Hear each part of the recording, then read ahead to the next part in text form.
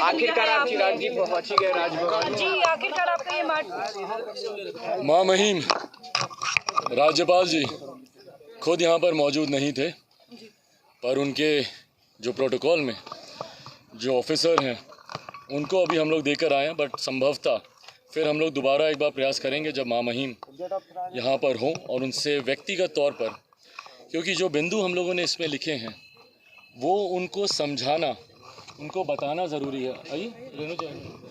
वो उनको समझाना ज़रूरी है। संभवतः वो बिहार के राज्यपाल हैं, जानकारी उनको हर विषय की है, पर जिस दृष्टि से हम लोग देख रहे हैं, क्योंकि हम लोग आशीर्वाद यात्रा पर हम लोग निकले थे, हम लोग के पास हमारा कैडर आके हम लोग को इन तमाम बातों की जानकारी देता है, तो हम लोग जिस दृष्टि से इसे देख रहे हैं, इसमें सबसे पहले नंबर पर, अब हम लोग कुछ नहीं कर रहे हैं, बस 1 मिनट में पहले नंबर पर हम लोगों ने 19 लाख रोज़गार का जिक्र किया है।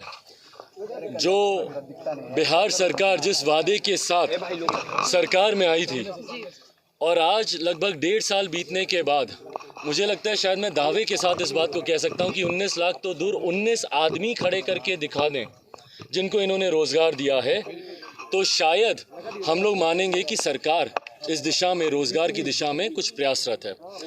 दूसरे बिंदु पर हम लोगों ने शराबबंदी की विफलता का जो खामियाजा गरीब बिहारी भुगत रहे हैं उसका हम लोगों ने जिक्र किया है। और ना सिर्फ जहरीली शराब से होने वाली मौत, बल्कि लाखों ऐसे गरीब हैं जिनको इस कानून का दुरुपयोग कर कर जेलों में ठूसा गया है। लाखों लोग प्रदेश भर में ऐसे बंद हैं जिनको इस कानून का दुरुपयोग करके उनको बंद किया गया, और सब गरीब परिवार से आते हैं। तीसरा जिक्र जो बिहार को राष्ट्रीय अंतर्राष्ट्रीय स्तर पर शर्मसार करती है, मुजफ्फरपुर के बाद हम लोगों ने कभी नहीं सोचा था कि पटना में, बिहार में पुनः ऐसी कोई घटना घटेगी, बट पटना में जिस तरीके से बालिका सुधार गृह में छोटी छोटी बच्चियों को जबरन देह व्यापार में घसीटा जा रहा है, इस बात का हम लोगों ने प्रमुखता से हम लोगों ने जिक्र किया। भीतर ही आप उस व्यक्ति को एनओसी दे देते हैं जिसके खिलाफ बच्चियां बाइट दे रही हैं, उनका नाम ले रही हैं, तो संरक्षण प्राप्त है सरकार का इन लोगों को। चौथे बिंदु पर हम लोगों ने जिक्र किया है अनुसूचित जाति जनजाति से आने वाले लोगों के ऊपर जिस तरीके से उत्पीड़न बढ़ा है। मुख्यमंत्री नीतीश कुमार जी ने चुनाव से पहले वादा किया था कि अगर किसी दलित परिवार में हत्या होगी तो उसे सरकारी नौकरी दी जाएगी। उस वक्त भी हम लोगों ने कहा था कि आपका ऐसा कहना बिहार में हत्याओं को बढ़ावा देगा। एक मुख्यमंत्री जो प्रदेश का गृह मंत्री है, वो सोच भी कैसे सकता है कि उनके रहते प्रदेश में हत्या होगी। और ना सिर्फ उन्होंने सोचा, इसको लेकर उन्होंने योजना भी बना दी कि हत्या होगी तो आपको सरकारी नौकरी दी जाएगी। कहाँ है सरकारी नौकरी? एक कोई दलित परिवार मुझे दिखा दें, कोई अनुसूचित जाति का परिवार मुझे दिखा दें जिस परिवार में हत्या हुई। इनके गृह जिले में हत्याएं हुई हैं, छोटे छोटे बच्चों का गला रेत कर उन्हें मार दिया गया है। नालंदा की बात कर रहा हूँ, और विभिन्न और जिलों में। एक जगह बता दें, हम लोग जब डीएम साहब से बात करते हैं तो कहते हैं कि भैया इसके ऊपर अभी कोई अधिसूचना ही नहीं आई है। ये है 1.5 साल में इनका कानून धरातल पर उतरता हुआ।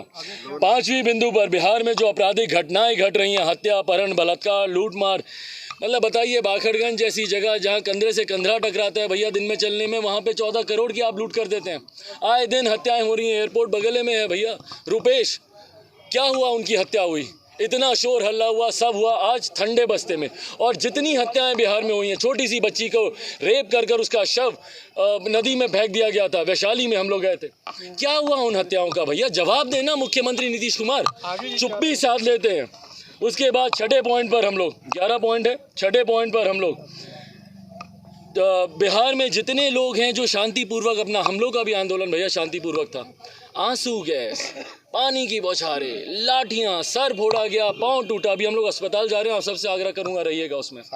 और यही शास्त्री नगर अस्पताल, यही जो इन्होंने, और ये इससे पूर्व में भी शिक्षकों पे हो, छात्रों पे हो, वार्ड सचिवों पर हो, ममता हो, आशा कर्मी हो, जितने हैं जो जो आंदोलन पे बैठे, सबके आंदोलन पे इन्होंने लाठियां चलाई। उसके खिलाफ हम लोगों ने मां महिम जी से आग्रह किया है कि वो अपने संज्ञान में ले।